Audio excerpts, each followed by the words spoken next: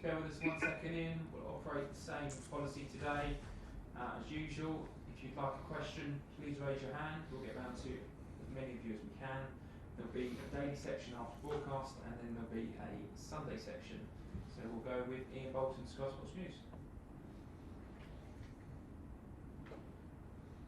Hi Frank, how's things? Hi Ian, very good, thank you. Good.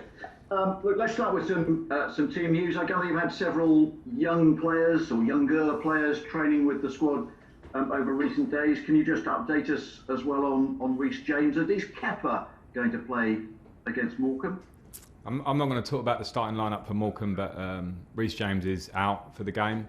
Although he will be training with us tomorrow, but the game comes too early. The same as Andreas Christensen, and N'Golo Kante is out also. Minor hamstring injury, which misses this game. He's suspended for Fulham next Friday anyway, so we'll get him right. Those three are out, and the young players we've had training because of the original COVID rules meant we could only have a certain amount of players plus staff in the bubble. An alteration to that recently has meant that we can have some academy players to call upon who are being tested quite rightly in the process.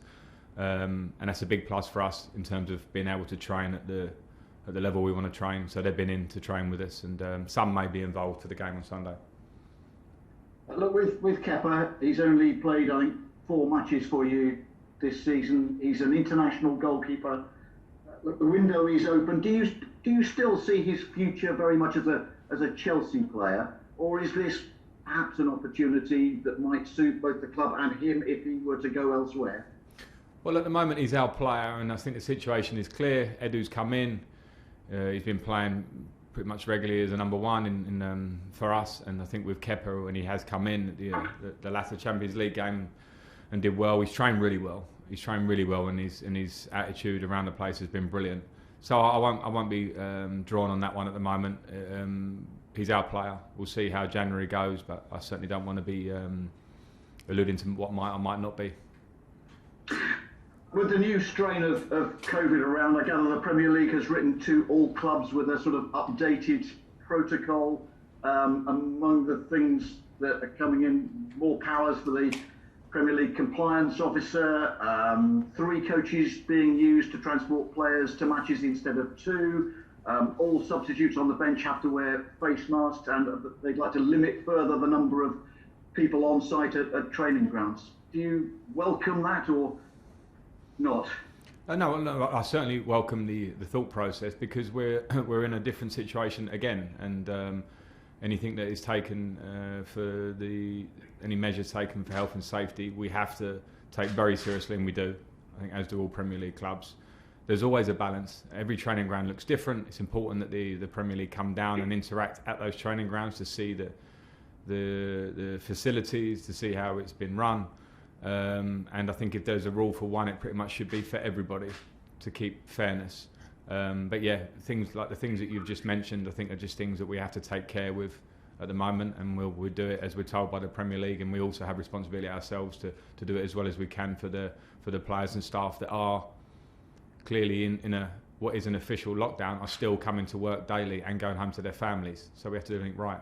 Last one, Ian, please. The latest Premier League figures show 40 positive tests over 2 sets of testing. Were there any positive tests at Chelsea? And do you have any safety concerns about playing Morecambe, who until just a few days ago had their whole squad in isolation?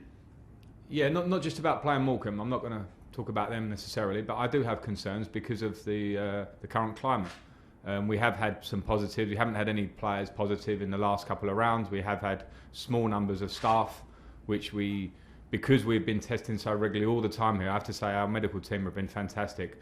Over and beyond what the Premier League are laying down, we test, we take people out, we don't take any risks with anybody, and I think that's only right. Of course, whilst the country is in lockdown for a reason, whilst football carries on, it means there's a lot of mixing going on, that the country is in lockdown for a reason, as I'll repeat, so it's not the norm. We have to be ultra careful. So I'm not completely comfortable, but we have to toe the line, we have to try and keep playing, but safety must come first, and I think this is a real there are lots of moving parts and things that are changing day by day, week by week, and I think that's just how we have to look at it. Moose. Hi Frank, how are you? Hi, good, thanks, Moose, good. Can I ask you what you made of Sean Dyche's comments yesterday about the vaccine, and maybe to keep football going and to save some money because of testing, that footballers maybe should be bumped up the list in terms of when they get the vaccine? Well, firstly, I think I want to give Sean some credit here, because I think that the way you've said that comment, I saw his comments, could come across very badly. And as I listened to Sean and thought he was pretty clear about it, I think he said it with all the right reasoning. From the point of view, I've just been talking about lockdown happening in the country, but lockdown's not happening in football. So some people say, well, why not, and all these things. Now, if players and staff, we have 85 people in our bubble when you include the young academy players, and as I say, some staff who are of different ages, different healths, different families, different situations.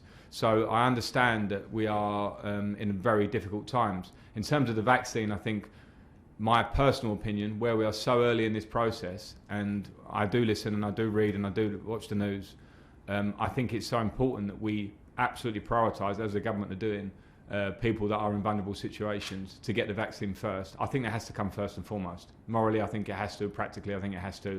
And there may be a time down the line where we look at sports, but I don't think it's that time right now, personally. But I absolutely understand, and I think it's important that people are not scared to stand up and say something which they think. And I think, well, Sean's not that type of person, but I think it's a valuable debate. My opinion is it shouldn't happen now.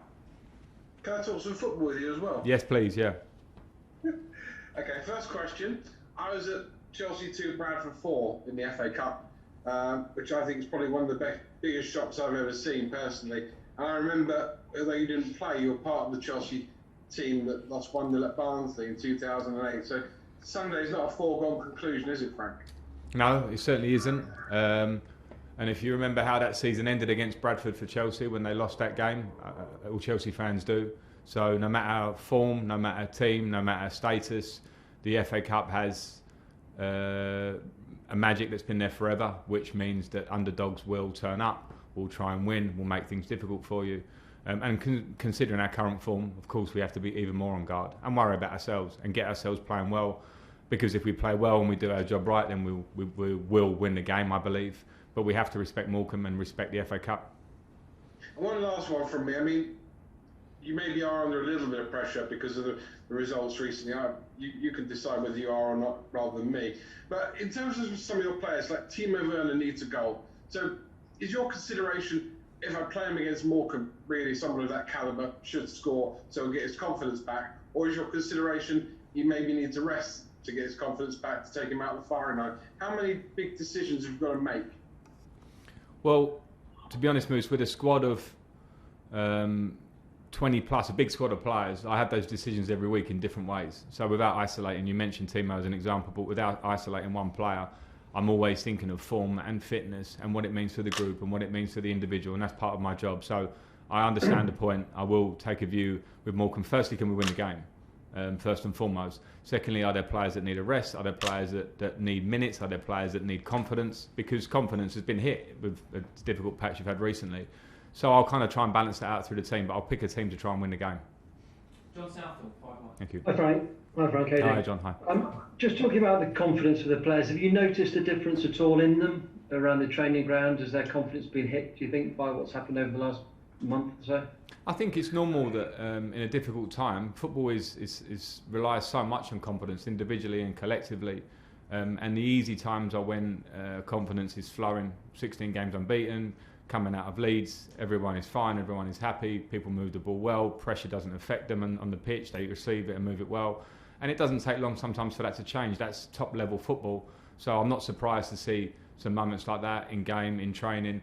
And of course, then players become, they need a lift. That's my job, that's the staff's job, that's their job, because there's only way out of a dip in confidence, and that's to work hard. I don't know any other way out of a lack of confidence than to sprint your way out of it and fight your way out of it, because those are the rules of football. So you shouldn't be in this game unless you understand those moments come, and the players know that. I've been very clear with them on that, and that's where our challenge is.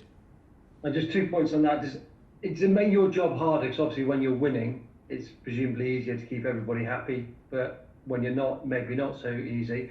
And how does it affect you? Are you a kind of person who can just put the pressure to one side and kind of ignore it, or does it get to you as well? I think on the first point, when you have a squad as big as we do, it means I probably have more non-starters than I have starters every game in our squad, and it's only human nature that players find that tough.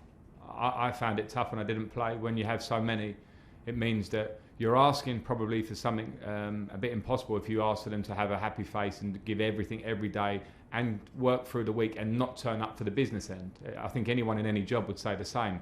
You wouldn't turn up if you did your research all week and then someone took this interview away from you or a piece, or you didn't go to the game. I think that's really normal. So that's always a challenge, and I think in difficult times those challenges are always heightened for me and for the players. So that's something that we need to, if there is a little bit of edge around those times, good. Let there be edge. Let people show that they deserve to be in the team, train the right way, act the right way, and get in the team and stay in the team. So that's part and parcel of having a squad. In terms of myself, I have to say I came into this job to expecting pressure, and I have to say that my personality means that I'm weirdly quite strange. Probably you probably have to be to do this job at times, but when things are going well, I put more pressure on myself because I don't like things going well, because I worry what's around the corner. I worried about complacency. With the unbeaten run, I was constantly under pressure myself about people telling me how great we were. Now I find this more challenging in a good way in terms of my job, because I can find out more about myself.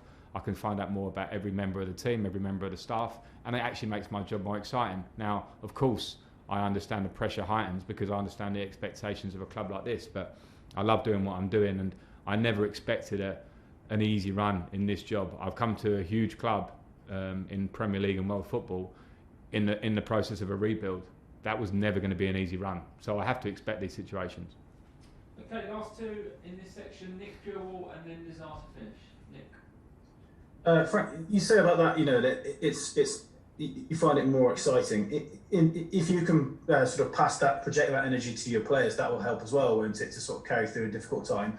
And just on Andreas's injury, good news then that if it's not a serious one, because obviously, and also he got perhaps a little bit of unfair stick, did he, for the, because am I right in thinking that the injury was from the challenge again in the Villa game, and he obviously did have an injury. He wasn't just staying down for the sake of it or anything like that. Yeah, I'll put that right straight away. The injury was absolutely from that moment in the Villa game, and it was probably typical modern day reactions where Andreas takes stick. He's been out, he's injured. The injury isn't too bad, which is the good news for him.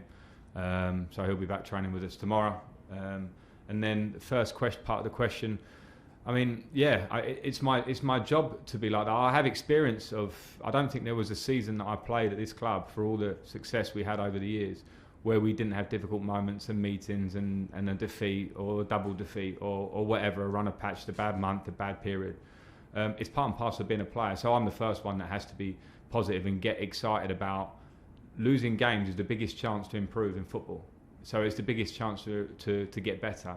And when you're a squad that's growing and young and new and players that are coming in, those are the moments that test them and make them better players. I can't sit here and say I have absolute belief that Kai Havertz and Timo Werner and Christian Pulisic are going to be top level players as they reach and arrive in the prime of their careers. If I say that it's going to be an easy run from them, it's impossible in football.